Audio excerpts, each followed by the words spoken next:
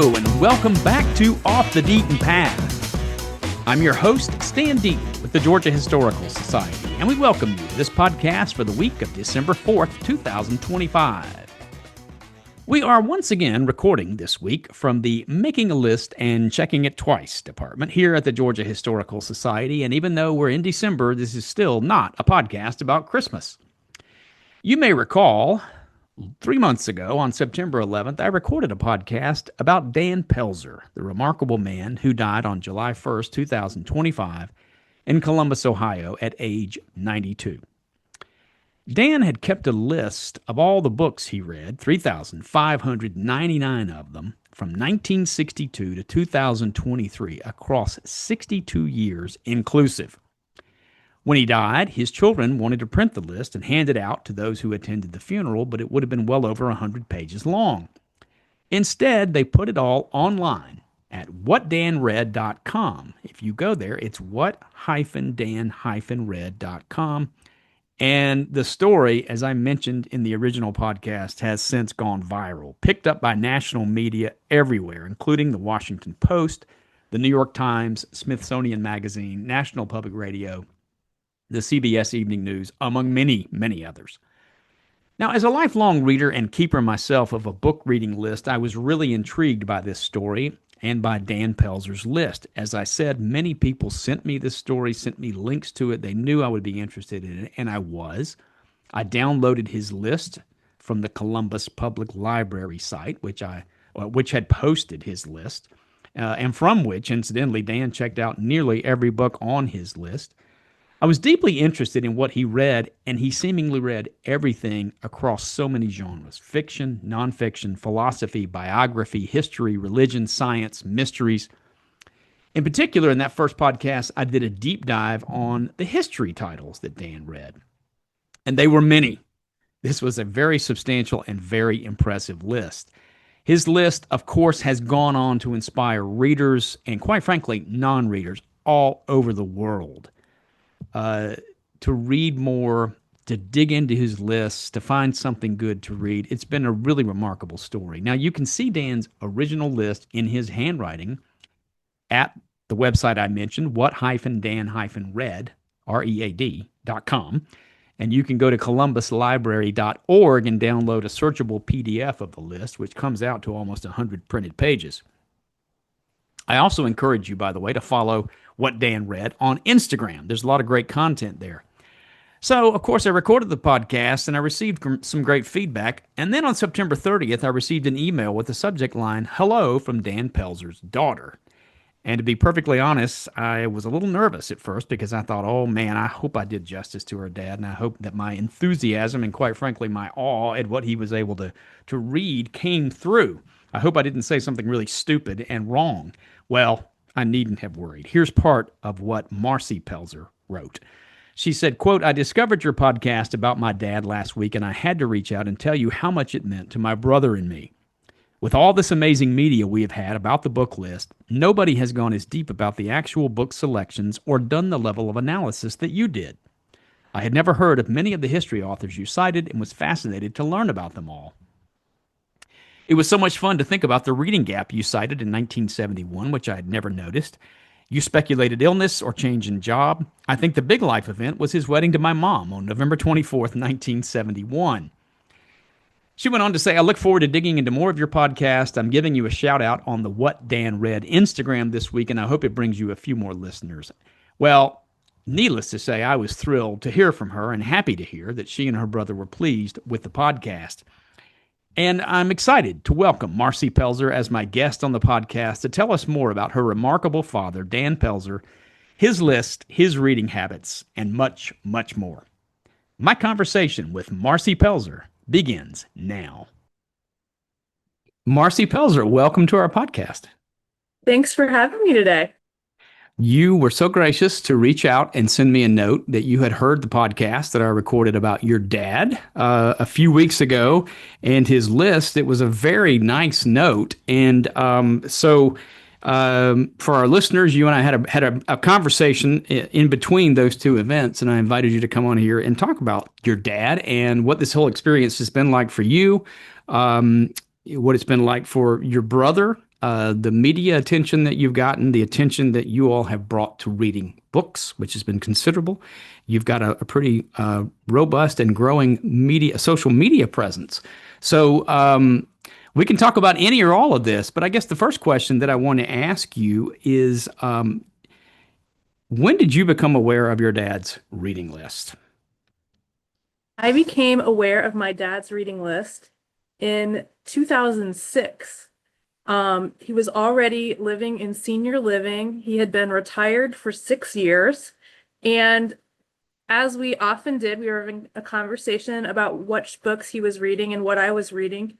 And he went to the bedroom and came back with the list. And I was astounded. I'd never seen it before.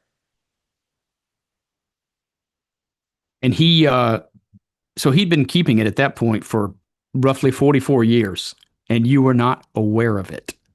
I was not aware of it. We suspect because many of the pages are, you can see the state of Ohio letterhead with the governor's name on the masthead and purchase orders for the state. We suspect he was keeping it at work. And I think that's the thing about the list that's so interesting. It was never meant for anyone but him. It was his personal record of what he was reading. And why do you think it was so important for him to personally record what he was reading? Because I know a lot of readers, I'm sure you do, and this has come up in conversation, right? And people are saying, "Do you keep a list of what you read?" And I'm astounded at how many people do not. What do you think motivated him to do that? Well, I think he set goals for himself, reading all of the great books and the Mm, top 100 novels. When he read series, he would we know that he read every Sue Grafton book, that all of the alphabet books that she wrote when she was alive. I think she didn't get to the last one. And all of the L. Ron Hubbard books, which fascinates all of us. Um, Series, the Obama books that he recommended every year, the Modern Library Top 100. So part of it was kind of setting goals for himself and challenging himself. And part of it, I think, was to remember what he'd read, because even, of course, he was in his 70s by the time I saw it, but every time I asked him what he was reading after that, I knew he was going back to the list. And, I'd ask him what he likes lately, and he would go back to the last 3 to 5 books to see, because he was often reading new books, what he's read lately that he would recommend reading. And so we talked about this and everything I've seen in the media. He checked all these books out from the library. He was definitely not a book purchaser. He did not build his own library. Is that correct? That is correct. The idea of buying books almost offended him, which I have mixed feelings about as a supporter of writers and independent bookstores. Right. But the library was the institution he loved and cared about, and such an important thing throughout his entire life. hmm Um, you and I talked about this before, and I have made I went through his list, and I think I showed this to you before, and I made a list of how many books he read every year because Mm-hmm. one of the things that I saw was that in 1970 I think I said the second half of 1972 into 73, he kind of stopped reading. He read 10 books in 72, 7 in 73, 2 in 1974, and 4 in 75. And you told me the reason that those numbers drastically went down in those years. I was born December 30th, 1972, and my brother was born March 20th, 1974. So I think it had everything to do with being a young dad at the time. And I Uh-huh. love that you figured that out, because on your podcast you speculated and you said, well, there could have been job loss, or maybe he was Yeah. ill. And it's so interesting to see someone look at it from the outside and, think about who he was without having grown up with him. That has been the most interesting part of this for me because I love books so much. They're such a part of my life. And to meet, which is why it's such a thrill to talk to you, because obviously I cannot and never will know Dan, but knowing you is to sort of know him, and you're the one who's made this Mhm. list available to all the rest of us who Mhm. just saw somehow that this would have universal appeal. So tell that story for me, if you will. Sure. Well, when he passed away, I hadn't seen the list in person in many years, and we had moved him into assisted living after my mom died a year earlier when his health started to decline. And so I knew I wanted to do something with the book list at the funeral and that it was so special. And I couldn't find it in his bedroom, and I was really nervous about it. And my brother said, "Oh, it's got to be here somewhere. Maybe it's at my house." So we didn't know, for example, that he specifically and probably very intentionally finished his last book on December 30th, 19, or excuse me, 2023. And that was David Copperfield. So he must have had a decision that he was going to keep reading till the end of the year and then pack it in. And the list was at my brother's house, and I thought we could run copies of it and give it to people who came to the funeral. But when I got the list, it was 109 pages, and I knew that was not affordable or feasible. So I had this alternative idea that we put it on a website. So we put the pages in a binder and had that kind of on the photo table at the funeral for people to flip through. And then we also put it on a flip book online and then had a QR code in the funeral program that people could then access the list that way. And, by the time you're 92, you're not having a huge funeral. And we were just so excited that for our few friends and family, we could offer that at the funeral. And we thought that was the end of it. I got back to work. His funeral was on a Friday. I got back to work that Monday. I'm a comms person, and I started to think, this is kind of interesting from a comms standpoint. Maybe I'll put it on LinkedIn. And then I thought, the Columbus Library that he loved so much, they might want to see that too. So I just filled out the regular, public form on the Columbus Metropolitan Library website. I guess my tagline at the top was something like Columbus Library's greatest fan, and check the box to send it to the CEO. And she got back to me immediately. And she was posting about it on LinkedIn right away. A couple days later, there was a TikTok.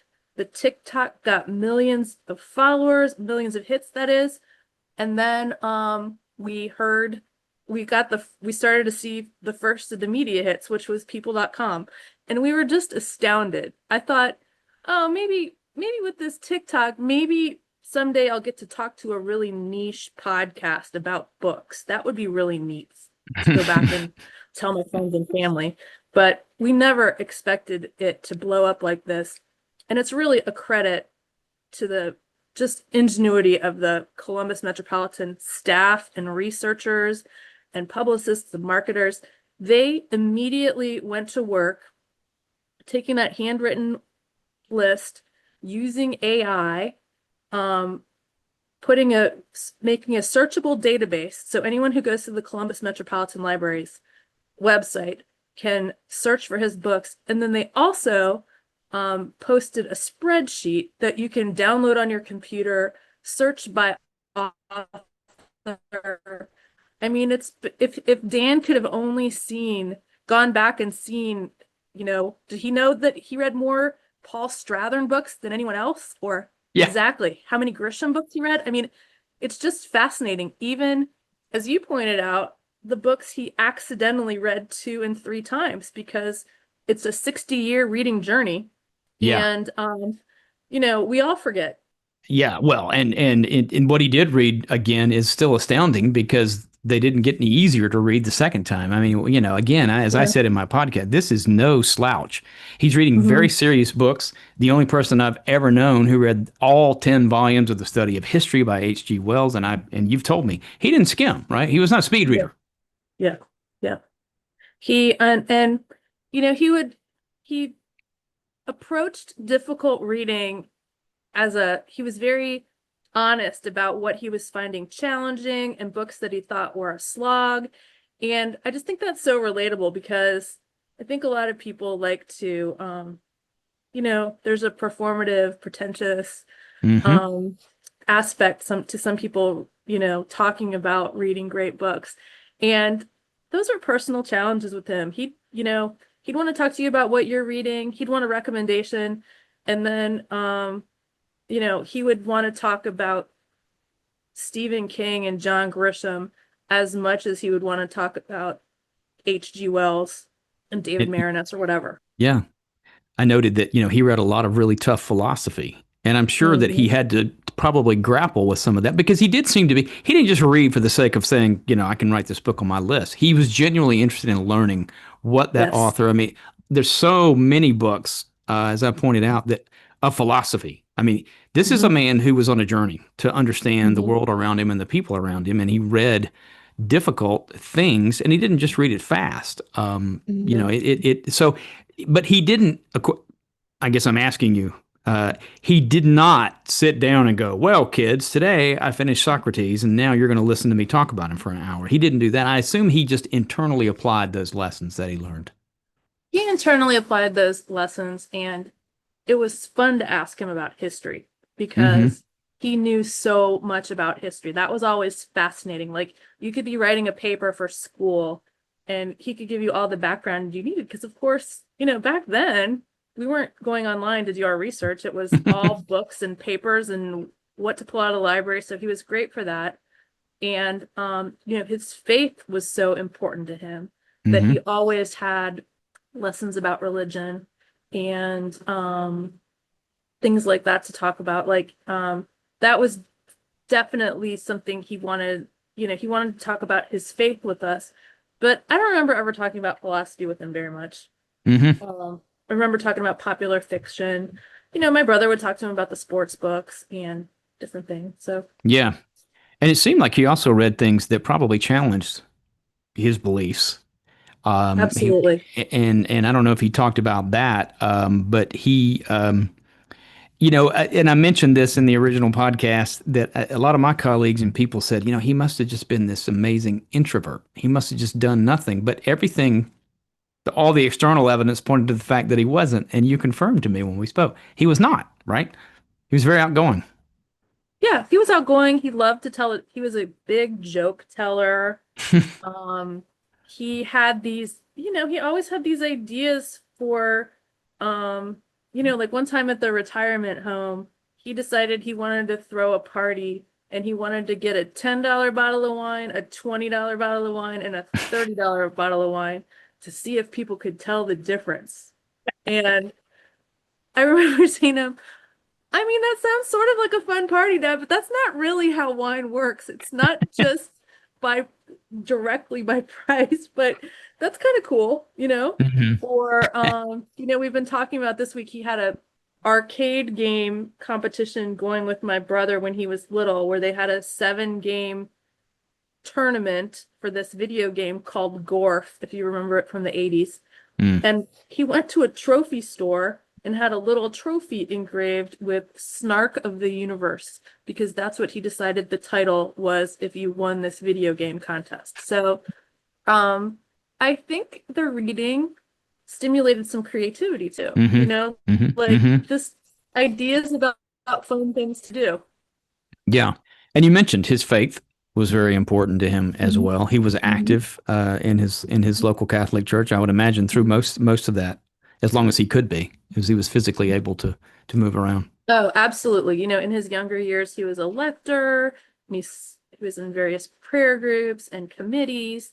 And then as he was older, I think a reason they really liked living at this senior facility they lived at in Columbus for so many years, since I think 1989 or 1990. He could go to mass there all the time. It had a very spiritual focus, and that's something that was important to him. It was important to my mom too, but very disciplined with the faith. Was your mom a reader? My mom was not a reader for pleasure, but she was a third grade teacher and she Mm. was very interested in children's books and children's literature. So I would say her interest in reading was in stimulating a love of reading in children. Hmm. Um, and just at home at night, she was just always really busy. Like, she was busy with us, busy with working. She never sat down even to watch TV. Hmm. Whereas my dad found the time to read, and a lot of that was um on the bus. He had a long commute to and from work every day. Hmm. We know he read the years he had second jobs. We know he read the whole time. And we also suspect that he was reading at his day job. And remind us all what he did for a living. Sure. He was a social worker at a maximum security juvenile lockup in Columbus that closed about the time he retired. It was called TICO, Training Institution, Columbus, Ohio.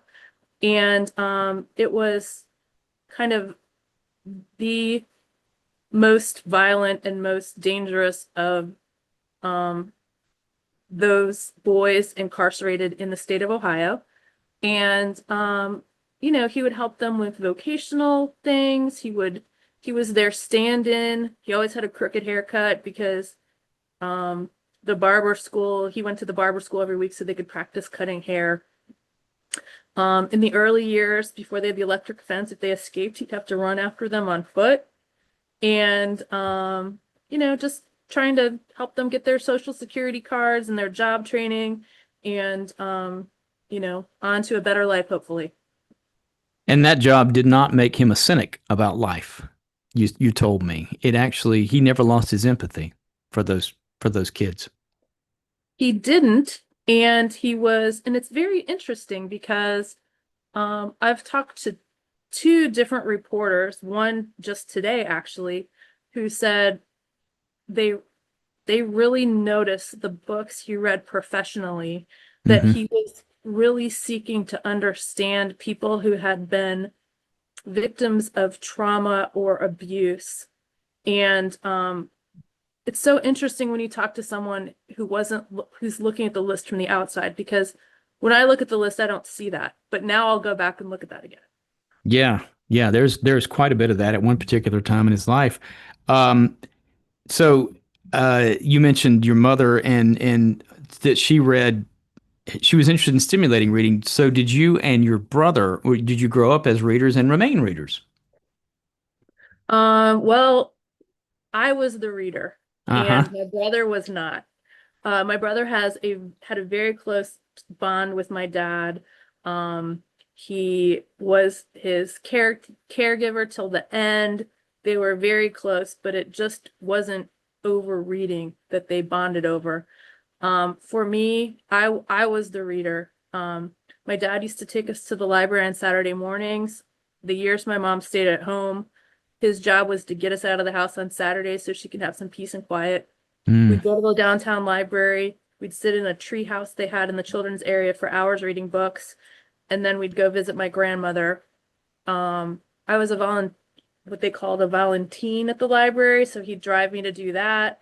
We would do the summer reading program, and then I actually worked as a page shelving books my junior and senior year. So he drove me to all of that, and he would always pop in and get his books at the time.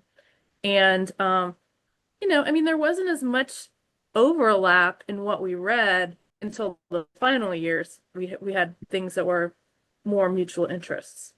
mm-hmm. Mm-hmm.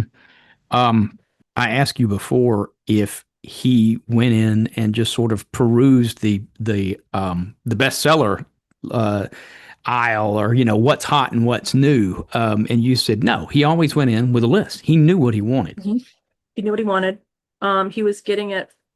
If you recommended a book to him, he would read it. Hmm. If he was interested in it or not, if somebody recommended a book, he'd go read it. Mm-hmm. Um, a lot of his friends he had friends in groups. I was in a book group. I would give him the list of books we chose at the beginning of the year. He'd read all of those. He looked at Obama's list. You can see um, kind of campaigns he had, like reading all of the great books of the Western world or the Yeah. Modern Library Top 100. Um, but then, he was reading different media in different years. Sometimes the New York Times and the New Yorker, sometimes not. He always read the Columbus Dispatch. He always, for some reason, he loved the Week.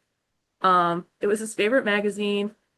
I think when I looked, he had set me up. I think I still have 8 more years on my subscription to the Week because I think he just kept Uh, buying them for me. So that's kind of a fun memory. We'll be really sad when that ends. And you could yeah. see how someone who never looked at the internet would think the week as kind of an aggregator of news would be Right. really great. Hmm. So he got a lot of his reviews from there. But if he got wind of, you know, a list of the year's best, or if he got interested in a topic, he would get going on that. Or, obviously, as he started to read, he knew the authors he liked and, you know, kept reading what they wrote. And there was almost virtually nothing he wasn't interested in. I mean, I would think of something, I would go, okay, does he read about the Renaissance? Yep, he read something, and sometimes Mhm. multiple. Like you said, this grouped Mhm. together. Russian Revolution was a favorite topic. Yeah. Just great figures in history, and it was just astonishing. Did he read book review sections of newspapers like the New York Times? Did he read book Yeah. reviews? Yeah. Yeah. Yes. In the years that he only really read the New York Times if there was someone in the building who would stick it in his mailbox. Like the New York Times on Sunday, that would be too rich for his blood. Like he was very modest about, very frugal. So, Uh-huh. everybody in his building knew they were a reader, and you'd walk by his apartment and there would be lots of public periodicals stuffed in the mailbox that other people had Mhm. read. That's um, kind of secondhand magazine reading, Yes. excuse me. So his reading really was voracious. It wasn't just the book in front of him. He read magazines and newspapers and Yep. almost everything. Yeah. Yep. Um, But books one at a time. Voracious, but yes. one at a time. He never had several going.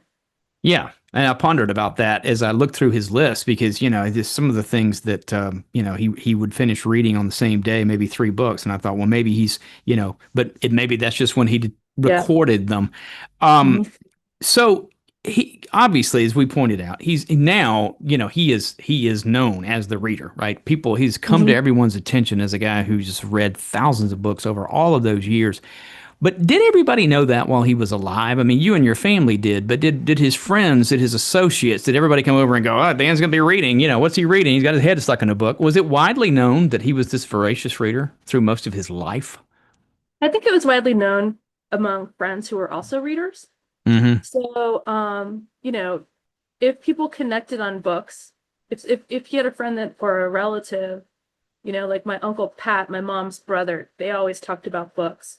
Mm. Um, you know, he'd have friends that he'd trade recommendations with, but if that wasn't your thing, he wouldn't be talking about it with you. And you've got to understand that growing up, yes, I saw him reading all the time, but I just thought everybody's dad read. I didn't know it was I mean, I probably didn't know how special it was until I saw the list. Yeah. And then it's overwhelming. Hmm. Which leads me to ask, because one of the things that I am always interested in, and I talk about on this podcast, is the process of reading. Because people, as you know, complain, "I don't have time to read." How does anybody have time to read? And it's an ongoing conversation among people who love books. And so one of my first thoughts, one of the first things I sketched out when I saw this list was, did he have a specific time to read every day? And sort of, I figured he must have read, you can't read as much as he did reading 30 minutes a day. So you just confirmed he probably read at work. But was there designated time? Did he get up early? Did he stay up late? Did he spend all day Saturday, Sunday? I mean, we talked about this and I speculated he had a pretty full life, but did he have designated reading times, or did it appear from the outside that this was a guy who read sometimes, but not all the time? Um, That's a I think long-winded in the question. morning, Sorry. I think in the morning it was more of a time for praying for him. Hmm. And also he was very interested in meditation near the end.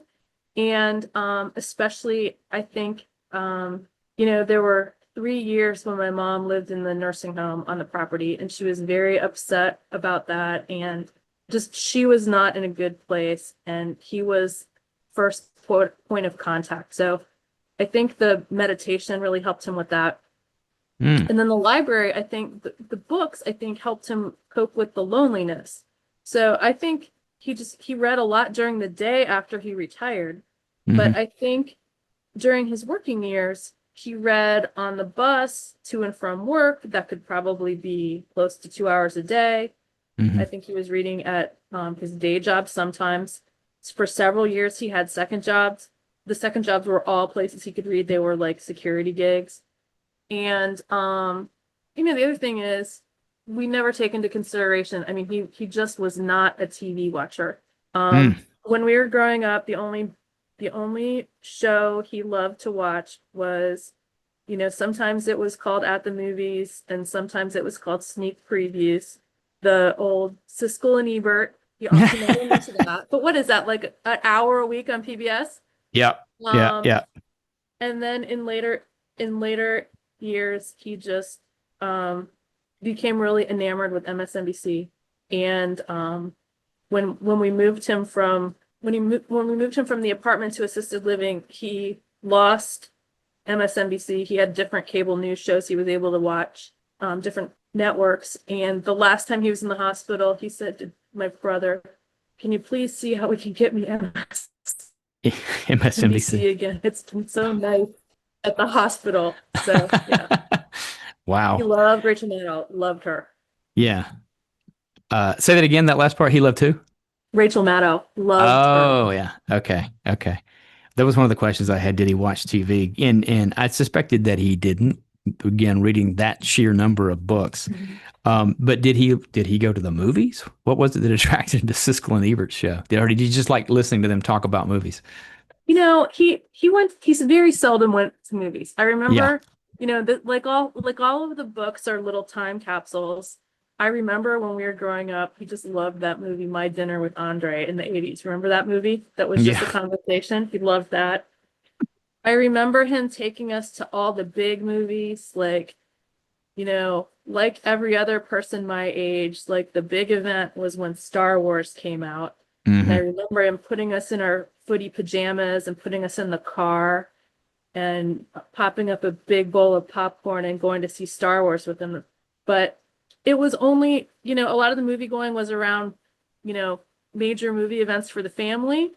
But yeah, I think he just wanted to know about movies and wasn't as dedicated to going as you would think. Hmm. Hmm. Um, One of the things that I wondered about also, as I was reading through there, is how, if or how he integrated these books into an extended part of his life. That is, did he write in the books? And I figured he didn't, being library books. But did he keep a pad of paper, or did he keep a notebook to write down passages that were meaningful to him, that you know about? Was there any way that he took what he read and kept it someplace else? Did he take notes? No, but he was such a prolific letter writer. Hmm. Typed, there was a whole story, there was what was going on at work and home and what's happening in the news, all of it. And he had those letter writing relationships with a lot of friends and relatives. And if you sent him a Christmas card, you get a 3-page typed letter back. He never sent his Wow. own Christmas cards. And Hmm. then I love this because he always signed his letters as ever Dan, which just sounds so much like him, like his personality. I talked about that in my eulogy, and we also, of course, instead of prayer cards at the funeral, because it was Dan, we had to pass out bookmarks. So I'll send you one, Stan, one of the as Thank you. ever Dan bookmarks. Um, so I have all of my letters and I keep asking it. I'd like to see other people's letters to Yeah, I was see. about to ask, do you have copies of these? I guess if Absolutely. he mailed them out, they didn't come back, right? I mean, these are not like Jefferson who kept copies of all of his Hmm. correspondence. Your Hmm. dad's Yeah. mailed them out. Now, again, finding time to do something like that, that takes time to do that. We don't Hmm. do it anymore, even in emails like that. So again, he made that was a conscious decision that he made of something that did he? I mean, do you get any sense that he thought that this was all very unique, that he lived differently, that what he was doing was different than? I mean, I'm sure when he grew No. up, people wrote letters, but you know, No. He was all about, you know, the most simple of simple pleasures, modest interests. And you just like think now about our lives and the dopamine rushes we get from shopping and looking up everything we need on the internet and figuring out how to take a shortcut. He took no shortcuts. on anything. He did everything the long old-fashioned way. Hmm. You mentioned that he didn't read fast. He didn't speed read. He Hmm. took his time reading. Did you ever Absolutely. hear him mention whether or not he thought he was a particularly fast reader or slow reader, or how much he could read in an hour? Because some of these books obviously are whoppers that we talked about. don't think he would ever, I don't think he would ever think about that. And Hmm. I just, I mean, I always think about if what the library has done with his list, if you could hand him a spreadsheet of everything he's ever read, sorted by author, sorted by topic, he would just find that so fascinating. I wonder if he knew he read any books twice, Like Yeah, I think yeah, he yeah. would be so interested to know the top five authors he read. Hmm. How would you ever know that? You know? Yeah, yeah, yeah. It's just it's taken on a life of its own. I mean, and I've pored over it and through it, and I wondered that too. I thought, I wonder if he ever Mhm. did this, or if he Yeah. just glanced through it occasionally. So let's talk a little bit about you and the afterlife of this list, and Mhm. what has happened in your life in the I guess 3+ months since all of this started. I mentioned earlier that I read about this like a lot of people in the national media. I think it was the Washington Post or the New York Times. People Mhm. sent it to me because they knew I loved books and kept a list of Mhm. what I read. And you have become something of a media person because of Mhm. this, but you work in communications and you told me I you do. felt quite comfortable with it. Tell me what it's been like for you and your brother. I've got to say, I just wish everyone who lost someone could have this experience of the world being interested in hearing stories about their loved one and not feeling like you're forcing it on people.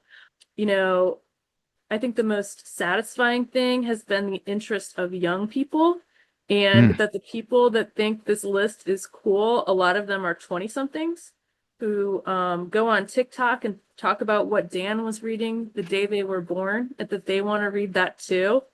Or they call him the OG book influencer, or they say Dan Pelzer walked so Goodreads could run. I mean, they're so clever. Readers are so funny as it is, and they just say the greatest thing. So I've really loved kind of that it's pushed younger people to talk about reading or rediscover their interest in reading. I think my dad would be so happy to see the library getting all of this attention. mm, Um, we said in his obituary that if you really want to Ron or Dan read a real page turner, and that Columbus, I'm not sure if they still have it up, but they had these displays of what Dan read, where people could go, and they said those books were moving really fast and people were really interested in it. And people were doing TikToks of themselves going into the library to look at the display and pick out a book. So I've loved that. But, you know, I've been discovering so much more about him through the list. I think one story that I really love sharing is something we didn't learn about until after he went, which was the story of the Peace Corps book lockers. mm, So, in the first 10 years of the Peace Corps, they had a program where they sent steamer trunks full of books to all the remote locations where Peace Corps volunteers were around the world. And the volunteers could read the books, and then the books would be left behind to seed libraries in the communities. So the books he was reading in the 60s, the first 2 years when he was in the Peace Corps, those were from the book lockers. And I never knew about that before. He talked about a hmm. library of paperbacks, but I didn't know it was a formal program. And we found out the Peace Corps wrote a little story about him that's coming out soon. And they talked to one of his roommates, and I guess one of the roommates went to the Peace Corps locate, the next town over where there had been a volunteer. The volunteer had left, so they had two of the book lockers to read from. Mm. So they'd sit around a kerosene lamp at night and read, and I just love that story. And I remember asking you, did he read growing up? Do you know? I mean, presumably he didn't just bloom as a reader in 1962 when he was 30 years old or whatever he was at that time. He probably just didn't keep a list. Do you know if he read or had opportunities to read growing up? I don't think he had a lot of opportunities to read.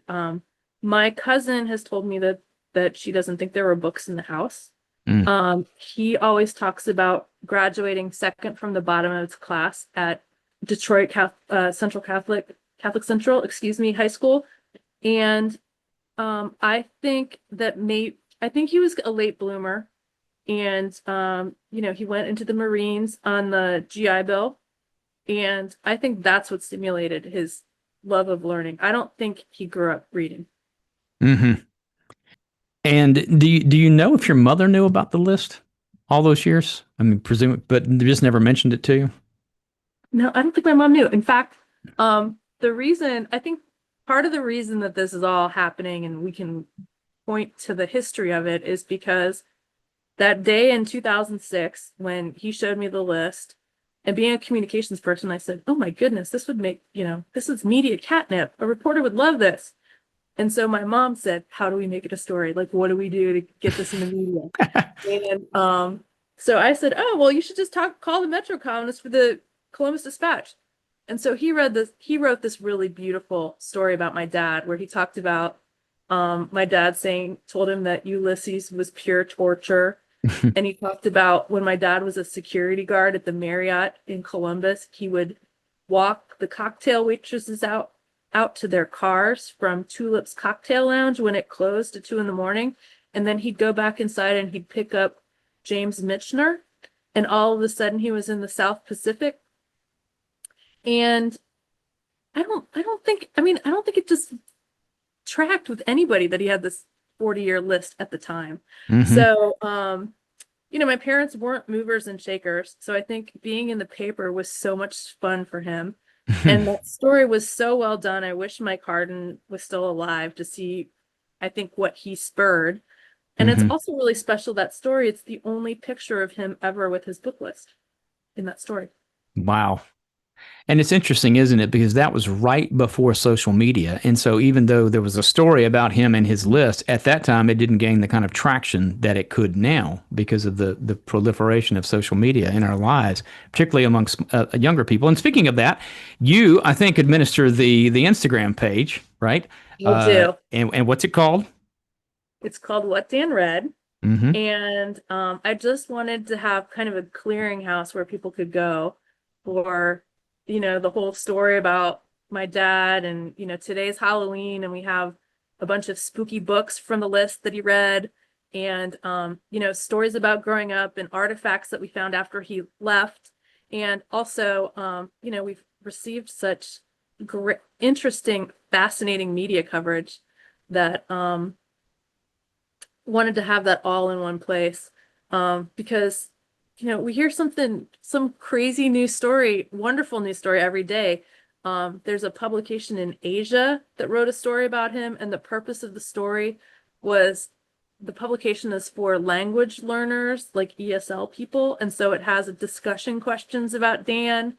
I Mm. love that. There's a library in Missouri that had a request to have it recorded it's a library for the blind as a book on tape.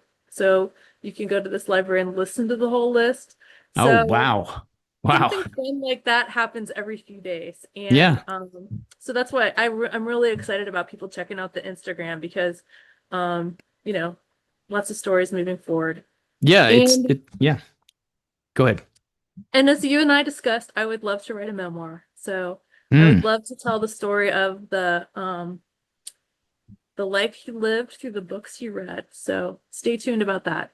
That's terrific. Absolutely. And when you finish that, you can come on and we'll talk about that. Um, Certainly. I think it's terrific, and I think too it's got to be gratifying because there are people like me who are not just interested in the books he read, but the kind of person he was, Mhm. because it's a special Mhm. person who does that. I mean, we know now, we Mhm. hear and we read stories every day about reading is becoming like a dinosaur, right? It's a dying Mhm. thing. People aren't reading. There's all kinds of national hand wringing constantly about the fact that we're not reading. And it's got to be gratifying to see the response to your dad's list has not been what a waste of time, but Mhm. what a special person he is. I want to know more about Mhm. him, and I'm inspired to Yeah. read. If Yeah. not what he read, just to read more. Just what's Hmm. humanly possible. What's that been like for you and your brother? Oh, I mean, it's been so gratifying to have this conversation, and I just you can't help but learn more things about the life he lived and what he was learning. Or, even I was talking to a reporter today who was pointing out you can tell when he got really interested in a certain topic and went deep and places I had never noticed before. Or, Hmm. he gave me a whole list of books that people under 50 would never remember anymore. And we were talking about how it's a time capsule, books that were just of the moment, like Tropic of Cancer. Um, I love I love, and talking to you as a historian about the list as a moment in, a moment of time. Yeah, yeah. I mean, one of the books I remember right at the beginning, I think I talked about it, was called "The Universe and Dr. Einstein," and it was, Mhm. I have a copy of it. But it was written in the 1950s, early 50s, for people to try to understand, who weren't scientists, this new nuclear age that we're living in. And you're right, no one's ever heard of that book, but it warms my Mhm. heart to think I came across that book independently, probably 5 or 6 years ago, bought it, and I was like, Dan read that book, and to read Yeah. and know that he was absorbing all these things. So, And from well, that yeah, to yeah. in 2023 reading Chip War, Yeah. like Yes. full Yes. circle, how the Yep. technology changes. That could be a whole study in its own. Yeah, and again, he never seemed to tire of being curious about the world around him. I don't know if he really, embraced what was going on, but he seemed to want to learn about something that was happening. And of course, the best way to do Mhm. that was to read a book, whether it was a political movement or whether it was some science or something to do with the internet or something like that. So that was very admirable too. We all sometimes we tend to you read in your comfort zone, but he read so much that it made me wonder, did he just wander down the aisle at the library and go this and this today? But how he put it all together is quite a monument. And it at the end of the day, it's the diary, right, that he didn't write. That Right. that reading Mhm. list is sort of the key to unlocking who he was. Well, and I also love, and some people probably don't love this, I love that it's just a document of what he read. It's not thumbs up, thumbs down. It's not reviews. It's just that he read it. Yeah. Right. It's a list of things. It's a list of books. And one Mhm. cannot assume because he read it that he enjoyed it. We know that there were books, and I can promise you there were some of those great books of the Western world that he could not have actually enjoyed, but he persevered and probably is the only person who read some of those books we talked about in math or science. Euclid is in there, but well, it's been a great pleasure Well, and talking to you. persevering through Yeah, L. Ron Hubbard. That's yeah. persevering too. Oh, it sure is. And again, outside of, the belief system that he constructed, he was not afraid to get out there and really read. I mean, all those philosophers. So, Yeah. well, I want to be mindful of your time, and I greatly appreciate you coming on and talking with me before, but coming on and sharing personal memories of your dad and answering some of those questions that I had. It's a list that, again, it's great reading. I keep a copy nearby and just pick it up and think, and I'll go through it and go, what did he read in 1978? And I'll just look at those, and so it's a never-ending That source makes of me so happy. it's Mhm. it's just a great source for all of us. So thank you for doing this, not just this podcast, but for bringing this remarkable man and his reading list to all of us to share, because I think it's something we all need right now and going forward. And thanks to you, because I learned so much about areas of study that I didn't know from listening to your podcast. It was so fascinating. And we talked about that even when you speculated that he was probably starting some cognitive decline. You were spot on about that based on things he read more than once. And it's just really special to look at his life from a totally different perspective. So it's been a gift to our family. Thank you. Well, it was my pleasure. And thanks for taking the time to come on here and continued good luck going forward. I will be and am already following and liking your posts and encourage everybody who's listening to do the same. And I look forward to that memoir and talking to you about it. Wonderful. Me too. Thank you. My thanks to Marci Pelzer for joining me on this podcast. You can find out more about her father's reading list at whatdanread.com. That's what-dan-read.com, and on Instagram at whatdanread. The hardest working producer and engineer in show business, the producer of this podcast, as well as the czar of our Tallahassee office, is our very own and indispensable Brendan Cannonball Crellin. Learn everything about the Georgia Historical Society at georgiahistory.com and the Georgia History Festival at georgiahistoryfestival.org. If you're a fan of Today in Georgia History, and who isn't, Check it out at the completely redesigned website at todayingeorgiahistory.org, and you can see it and hear it currently airing twice a day on TV and radio on Georgia Public Broadcasting. You can find this podcast anywhere you can find podcasts, including YouTube and YouTube Music. You can also find Off the Beaten Path on the podcast app on your phone, and I would ask you to please leave a review on the Apple Podcast app, which would be most helpful and appreciated. If you enjoyed this podcast, please follow, subscribe, and share with a friend. And drop me a line at sdeaton@georgiahistory.com. Be sure and like Off the Beaten Path on Facebook as well. You can also treat yourself to every podcast, every blog, and every dispatch from Off the Beaten Path at deatonpath.georgiahistory.com. Stay safe, stay strong. I'm Stan Deaton with the Georgia Historical Society. As always, thank you for listening.